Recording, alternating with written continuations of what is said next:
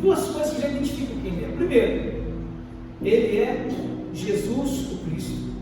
Ele é o Salvador ungido de Deus. Ele é aquele que veio para salvar a humanidade. Já está na cara, no nome dele. Josué é o parecido com o Salvador. Cristo, vem de Christos, grego, que significa ungido, o Messias. Então já conta muita coisa sobre ele. Depois vai dizer que ele é filho de Davi. Está dizendo assim, ele é aquele que vai herdar o trono de Davi por toda a eternidade, como foi profetizado, como Deus havia falado com Davi. Mas para que isso acontecesse, era preciso que houvesse uma outra coisa muito importante, que é mostrar que Jesus era de fato um israelita, um hebreu, um judeu. Porque se não fosse um israelita, ele não poderia assumir nada, nem uma função sacerdotal, que dirá então uma questão de rei. Então diz lá, Jesus, filho de Abraão, testificando, ele é israelita, ele é um que faz parte da descendência do povo de Deus. Então o Mateus está preocupado em mostrar quem é o Jesus, o que ele veio fazer. Mas o texto que eu queria compartilhar com você hoje, ou os textos, vão mostrar algumas coisas diferentes. Eu queria convidar você a ler sua Bíblia comigo no Evangelho de João, capítulo 1. Evangelho de João, capítulo 1. Depois a gente vai voltar um pouquinho para o Lucas, mas eu quero falar primeiro sobre João, capítulo 1. João tem uma preocupação diferente. João não quer mostrar Jesus como um israelita. Ele já, talvez entendesse que o povo já soubesse. Ele não queria mostrar Jesus como filho de Davi, talvez entendendo que o povo já soubesse. Ele quer mostrar Jesus como Deus. Ele quer mostrar Jesus como Deus. E é por isso que está no versículo 1 assim. Está aberto sua Bíblia comigo? Diga amém. Está escrito assim: no princípio era o Verbo, e o Verbo estava com Deus, e o Verbo era Deus. Todas as coisas, ele estava no princípio com Deus, e todas as coisas foram feitas por intermédio dele, e sem ele nada do que foi feito se fez. A vida estava nele, e a vida era a luz dos homens. A luz resplandece nas trevas, e as trevas não prevalecem contra ela. Eu queria que você agradecesse um pouquinho comigo, que fosse lá para o versículo de número 8, ou 9, melhor sabendo, melhor dizendo. Vai dizer assim: a saber, a verdadeira luz que vindo ao mundo ilumina todo homem. O Verbo estava no mundo, o mundo foi feito por intermédio dele, mas o mundo não o conheceu. Veio para o que era seu, mas os seus não receberam. Mas a todos quantos o receberam, deu-lhes o poder de serem feitos filhos de Deus, a saber, aos que creem no seu nome, os quais não nasceram do sangue, nem da vontade da carne, nem da vontade do homem, mas de Deus. E o Verbo se fez carne e habitou entre nós, cheio de graça e de verdade, e vimos a sua glória, glória como do unigênito do Pai.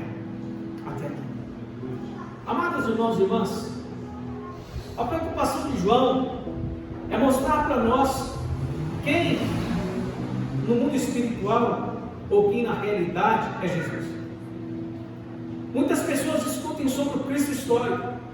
Alguns chegam a dizer que ele não existiu, porque não há como ver-se numa foto ou em nada assim. Alguns relatos bíblicos, e um historiador chamado Flávio Joséfo menciona Jesus. Ele é conhecido por essas coisas. Mas os muçulmanos não negam a existência de Jesus. Eles o veem como um profeta, nem mesmo os judeus negam a existência de Jesus. Eles não o veem como Messias, mas como um rabi, como um mestre. Jesus, ele é real, ele nasceu e veio a esse mundo pecaminoso, sujar os seus pés na nossa história, se envolver conosco porque merecíamos, como nós cantamos agora há pouco, a ira de Deus, e não o perdão e a graça, principalmente o amor dele. Nós merecíamos ser castigados, nós merecíamos morrer na cruz, mas ele veio por compaixão, por amar demais cada um de nós, assumir o nosso lugar, ser moído pelos nossos pecados. Ele foi humilhado, trajado pelas nossas culpas, e por isso nós fomos livres, fomos libertos, estamos salvos da ira de Deus, não porque temos mérito, mas porque ele conquistou tudo isso por nós. Jesus é aquele que veio com um propósito estipulado. Lá em Mateus vai dizer assim, que o nome dele seria Jesus, porque ele veio salvar o seu povo dos seus pecados. Jesus veio com um propósito muito definido da parte de Deus. Ele não veio se aventurar no mundo, ele veio sabendo que a sua vida seria uma vida, um modelo, e que no final ele sofreria tudo que ele sofreu. Jesus veio no mundo num tempo, e que talvez não seja muito diferente do nosso hoje. Naquele tempo, aliás, por toda a história não faltaram homens querendo ser deuses. Faraó quis ser Deus, Nabucodonosor fez uma estátua para ser adorado, o rei Dario, um tempo, queria receber as orações para ele, né, que orassem para ele. Daniel foi ter castigado por isso. Muitos homens reivindicaram glória para si mesmos. Muitos homens quiseram ser deuses, tentando de uma certa maneira atingir um status, ou estando além dos outros, estando acima dos outros. Mas Deus faz o contrário. E algumas coisas que eu acho muito interessante no Evangelho de João, que diz assim, que ele era Deus, é assim, bem claro no versículo 1. No princípio era o Verbo estava com Deus, e o Verbo era Deus. Jesus é Deus. E esse Deus, que tinha tudo para não se envolver com a nossa história, que tinha tudo para se manter com o seu status de ser glorificado no céu e receber ali toda a adoração perfeita, toda a honra e toda a glória dos anjos, dos anciãos, ele prefere descer, ele prefere se tornar homem. Ele faz o caminho inverso do que os homens tanto sonham. Enquanto sonhamos, nem todo mundo sonha com isso, mas enquanto esses homens sonham em ser tão grandes, ultrapassarem o nível da humanidade comum, Jesus desce da sua glória. Ele abandona todo o seu lugar de adoração e vem para se tornar um de nós. E vem sofrer as nossas dores. E vem conhecer as nossas dificuldades. E vem saber o que é passar sede, fome. E a Bíblia diz que, uma vez que nos seguiu, disse assim: olha, as raposas têm os seus covis, os passarinhos os seus ninhos, mas o filho do homem não tem nem onde reclinar a cabeça. Que coragem é essa de deixar toda essa glória e vir para esse mundo viver dessa maneira? A gente às vezes pensa assim: eu posso até ir a tal lugar, mas desde que seja um lugar igual ou melhor do que aqui. Assim a gente vai tranquilo. Mas quando se fala que vai ser difícil e que a gente corre até riscos, quem se aventuraria a fazer? Jesus, ele se dispôs em vir. Ele não foi forçado pelo Pai. Ele se dispôs em vir nos salvar. Ele se dispôs em deixar a sua glória para dar a mim e a você mais uma chance de reconhecermos a Deus, de nascermos para uma vida nova em Deus e vivermos para o louvor da glória de Deus, como nós fomos feitos para ser. Amados, nós somos feitos por louvor da glória de Deus. E às vezes, muitas vezes, os homens, por toda a história que eu já disse, requereram a glória para si mesmos. Inclusive, Herodes Antipas I, o neto do Herodes, o grande que mandou matar todas as crianças de 2 anos para baixo, quando Jesus nasceu, morreu comido de bicho. Por quê? Porque recebeu a glória que os homens deram a ele e não colocou nada para Deus. Você já leu esse texto na Bíblia? Já leu assim: e ele morreu comido de bicho porque não deu glória a Deus. O que você fica imaginando? Tocou um hino e esqueci de falar glória a Deus, foi, o bicho comeu. Se fosse assim, irmão. Mas não é isso que aconteceu. Esse homem não honrava a Deus, não amava a Deus, não buscava a Deus, pelo contrário, ele queria tomar o lugar de Deus, ele queria ser Deus. E Jesus nos ensina que nós não fomos feitos para tomar o lugar de Deus. Você foi feito para ser gente, homem e mulher. Amém? Você entende isso, querido? Olha para o lado e fala assim: você foi feito para ser gente, nem anjo, nem anjo.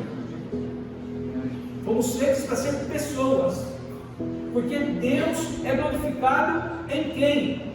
Nos homens que se rendem a Ele, no fruto que os homens produzem para a glória dEle. Os anjos talvez quisessem tomar o nosso lugar, mas Ele não permitiu que isso acontecesse, porque anjo é anjo. Anjo tem o seu jeito de glorificar, tem o seu lugar no reino, mas para nós foi feita a terra, para nós vivermos aqui honrando a Deus como? Preservando o que Ele criou, cuidando um do outro, buscando a face dEle. Isso tudo é o que Deus espera de nós. Ser humano não foi feito para tentar ser mais do que é, ou do que deve ser. não tem nada a ver com ter uma vida melhor, estudar e crescer. Não é disso que eu estou falando. Eu estou falando de glória, de querer assumir posição onde Deus é que deve receber a honra. Queridos, se Ele era Deus e Ele se fez homem como nós como homens, precisamos ser os homens, precisamos ser as mulheres que Ele quer que nós sejamos, que fomos feitos para ser, que vivem para a glória dEle, que honram a Ele como que são e que têm, que reconhecem que Ele é Deus acima de todas as coisas e que nós somos os seus servos, os seus filhos amados, que Ele fez para o louvor da sua glória. A importância de Jesus aqui em João é muito grande. Diz assim que Ele foi o Criador de todas as coisas. Ele tem o poder sobre todas as coisas. Lá em Mateus, no final do Evangelho, capítulo 28, versículo 19, vai dizer assim que Ele tem todo o poder no céu e na terra. Ele já tinha isso. E Ele resolveu abrir mão disso para vir ao mundo. Para quê? Porque Ele se compadeceu de nós. O homem sempre tentou subir até a altura de Deus. E começa a estar sabendo na Torre de Babel, Gênesis capítulo 11. Vamos construir uma torre que toque até o céu. O homem tem um sonho de crescer e chegar até o céu sozinho, mas sabe o que acontece? Nunca, jamais vai conseguir. Não tem como. E talvez se o homem conseguisse, não buscaria Deus. Talvez fosse tentar tirar Deus do lugar que ele está. Mas Deus sabe que o homem não é capaz de subir até esse lugar e assumir o seu lugar do céu sozinho, ainda que fosse para assumir o lugar que Deus havia preparado. Então Deus, em sua infinita graça e misericórdia, em seu grande amor, desce. Ele vem para perto de nós, para nos levar até o céu. Sozinho nós não conseguiríamos, mas com Ele da nossa frente, Ele indo preparar o lugar, as coisas mudam. Com Ele preparando o caminho, fica viável, é possível da gente chegar no céu. Ele, na sua humanidade, diz a Bíblia, não pecou. Ele foi achado sem pecado. E isso é dizendo para nós que Ele veio assumir essa condição de homem perfeito, porque o imperfeito aconteceu no Éden. Pelo Adão o pecado entrou, mas por Ele a salvação entrou, porque Ele foi puro e santo. E sabe por quê? Para conseguir reconquistar o direito de nós também sermos santificados, renovados e sermos aceitos como filhos de Deus. Se por Adão o pecado entra, por Cristo a remissão entra. Ele paga o preço por mim e por você. Ele é poderoso, Ele é poderoso, Ele é Deus, Ele criou todas as coisas, Ele é a luz da vida, Ele é a própria vida. E abandonou todo aquele esplendor de glória para que nós pudéssemos sair das trevas e vivermos uma vida para a glória de Deus. Amados, e eu sabendo de tudo isso, você sabendo de tudo isso, precisamos perguntar muito sério para nós, se Ele fez tudo isso para que eu viva para o louvor da sua glória, como é que nós temos vivido? Nós às vezes nos empenhamos em algumas coisas que a vida prepara para nós, achando que conseguimos servir a Deus, fazendo qualquer coisa, ou que conseguiremos viver melhor, tentando servir a gente mesmo, adorar a gente mesmo. E eu quero te dizer, é impossível. Nós não encontraremos nada de bom, de conforto para a nossa vida dessa maneira. O que nós precisamos entender é que o Senhor, Ele é aquele que foi preparar lugar para nós. É Ele que nos leva até o céu, Ele é o caminho. E sozinhos nós nunca conseguiríamos, e homem nenhum consegue.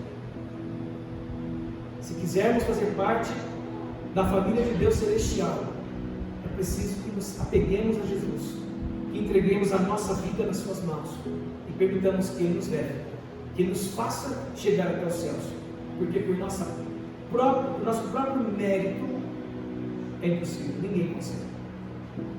Mas pelos méritos de Jesus, nós já estamos lá. O nosso nome já está escrito no livro da vida.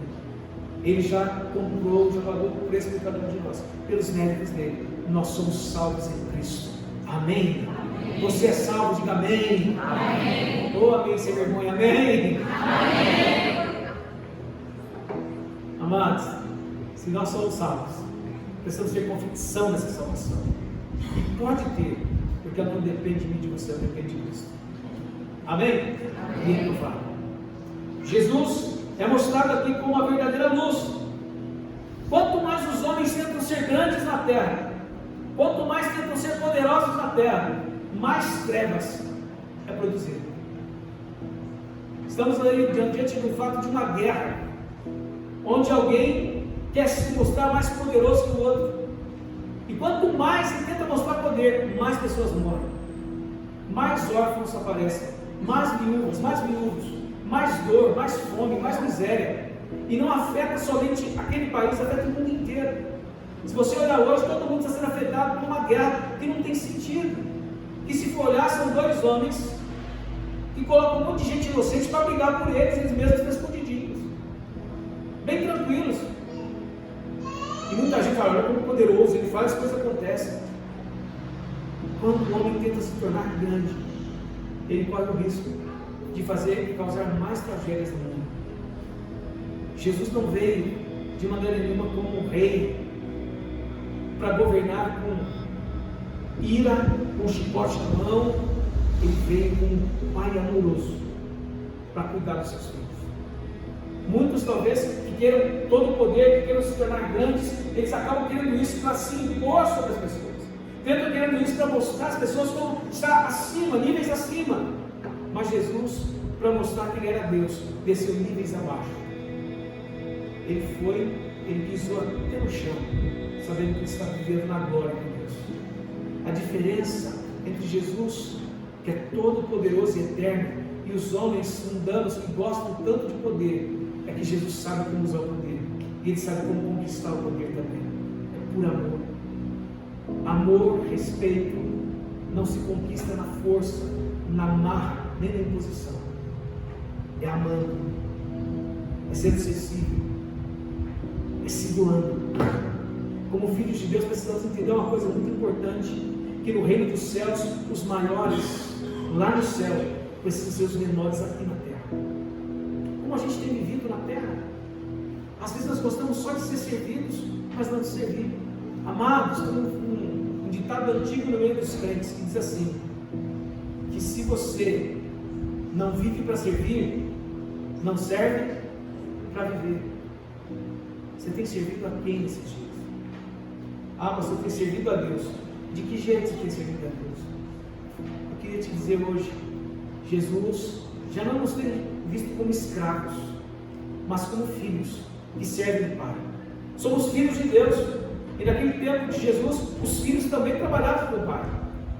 Estamos nesse tempo de homens que querem ser grandes, mas de um Deus que veio à terra, e que nós que conhecemos esse Deus, precisamos viver como homens criados para suas mãos, para o louvor da sua glória, servindo a Ele, para a glória dele. Amém? Jesus nos ensina tudo isso. Lá em Lucas, capítulo 2, versículo 7, vai dizer que ele foi encontrado pelos magos, deitado num berço envolto em panos. E eu fico pensando assim: hoje alguns homens grandiosos que tem pelo mundo, eu vi uma vez comentando que ele foi para um hotel e não pôde ficar naquele hotel, porque o quarto que ofereceram para ele não tinha nem 40 metros quadrados. Porque com 40 metros quadrados é uma casa, gente. Quase uma casa, um apartamentinho, né? Um quarto. Eu preciso de mais espaço. Nossa, quanto será que tinha? Tinha só ele. Eu ouvi. Agora eu fico pensando em Jesus, Deus Todo-Poderoso, Eterno, deixa toda a sua grandeza e vem se manifestar a nós, uma criança pequenina que cabe numa manjedoura enrolada nas coxinhas. Às vezes o poder de Deus não é manifesto nos grandes, não é manifesto naqueles que são grandes, nem nos mais importantes. O poder de Deus sempre procura gente que não vive no seu status quo, mas que desce na presença de Deus e deixa Deus usá-lo como um ser pequeno, como um vaso de barro, e tem as riquezas de Deus dentro de si. Meu amado e minha amada, hoje é um dia de Santa Ceia, é um dia muito especial para nós. E Jesus, quando vai servir a Santa Ceia, ele chama os discípulos e começa a ensinar algumas coisas para eles. E uma delas mais importantes, ele diz assim: quem quer ser maior tem que ser menor. Jesus nos ensina isso de uma maneira, várias vezes ele ensina isso. Quando em João 13, quando ele está fazendo também a despedida, Os discípulos chegam lá no lugar que vão cear, ele cata uma toalha, cinge ela, se veste dela e vai para os pés dos discípulos e começa a lavar os pés deles. E eles ficam espantados e falam para eles assim: se eu sou o mestre de vocês, estou fazendo isso, vocês também precisam fazer a mesma coisa. Está ensinando para eles que os mais poderosos não são aqueles que são servidos, mas aqueles dispostos a servir, a serem menores, a serem instrumentos de Deus para o louvor do Senhor. Amados e amadas, a gente olha para algumas pessoas e diz assim: isso aí nem tem Deus, coitadinho, não canta bonito, não ora bonito, não prega bonito, tadinho. Lá no céu está reservado para ele uma cabaninha, uma cadeirinha, um copo, uma colher, e ele que se vive. Eu lembro de uma história que certamente eu já contei por aqui, de um pastor. Tinha uma igreja muito grande, uma igreja que começou pequena, mas logo entrou na igreja de uma senhora, e todos os dias de culto ela sentava no cantinho da parede do banco, e ali ela fechava os seus olhos e passava o culto inteirinho de cabeça baixa com os olhos fechados. E aquele pastor um dia começou a ficar incomodado com aquilo. Poxa, será que eu prego tão mal assim? Será que o culto está tão ruim assim para essa mulher dormir o culto inteiro? Não é possível isso. E ele foi se incomodando, se incomodando. Um dia aquela mulher morreu. Ela, enquanto estava lá, a igreja crescia, e cresceu a ponto de ter 5 mil membros numa igreja. Mas ela morreu, e à medida que o tempo foi passando, que ela tinha morrido, a igreja foi diminuindo. As coisas foram minguando. E ele não entendia o porquê. Por que está acontecendo isso? A igreja está do mesmo jeito. Foi até que um dia ele também morreu. E ele morreu, e quando chegou no céu foi recebido por aquela mulher. Aquela senhora falou: que bênção. Se ela está aqui no céu, está salva, glória a Deus. E foi para a senhora: só que está aqui no céu. Onde é que é a sua casa? Ela colocou assim: a casa dela, aquela big casa. É uma ilustração, porque eu não sei se no céu vai ter essa diferença que o povo sonha, acho que não. Mas tem uma casa, uma mansão para ela lá. Ele falou assim: meu Deus do céu, eu não quero nem ver a minha. A minha vai ter uma piscina de fora a fora, vai ter uma Ferrari, uma Lamborghini na garagem. A mobília vai ser um dedo Alexa assim de luz, não sei ideia. Porque se essa mulher está recebendo essa casa, imagina eu quero passar por ela. Opa! E chegou andando pelo céu todo feliz, e Deus colocou uma casa para ele ali comum, simples, e ele não aceitou. Que isso, Senhor? Se aquela velhinha que dormiu o culto inteiro lá, agora essa mansão, por que tu quer essa casa? Você está enganado, ela não dormia, não. Não. Ela orava por você. Ela orava pela sua igreja. Ela orava pelo culto e todo o culto ia acontecendo. E a sua igreja só chegou a ser o que era. Porque ela estava orando pela sua vida e pela igreja. De modo que a honra a ela é maior que a sua. Sabe, amados, isso me ensina uma coisa muito séria. Que nós, como crentes, precisamos buscar ser os menores, mas não no serviço, mas no reconhecimento de quem nós somos. Aceitar servir a Deus com tudo que for preciso. Gente, está precisando de alguém para trocar água ali, não tem mais que estivesse. Pastor, estou pronto. Eu quero abençoar. Gente, está precisando de alguém. Estou aqui, pastor. Eis-me aqui, Senhor, usa a minha vida. Nós não podemos, amados. É a gente deixar de servir a Deus. Ou nunca, o pior é isso, nunca ter servido a Deus. Porque vir ao culto é uma beleza, uma maravilha, e vem no meio. Ficando bonita a igreja de novo. Mas é preciso um pouco mais de nós. É preciso que a gente cresça, tenha profundidade no Senhor, tenha envolvimento, engajamento com as coisas de Deus, para que o Senhor possa nos aprovar, para que possamos fazer o caminho contrário do mundo.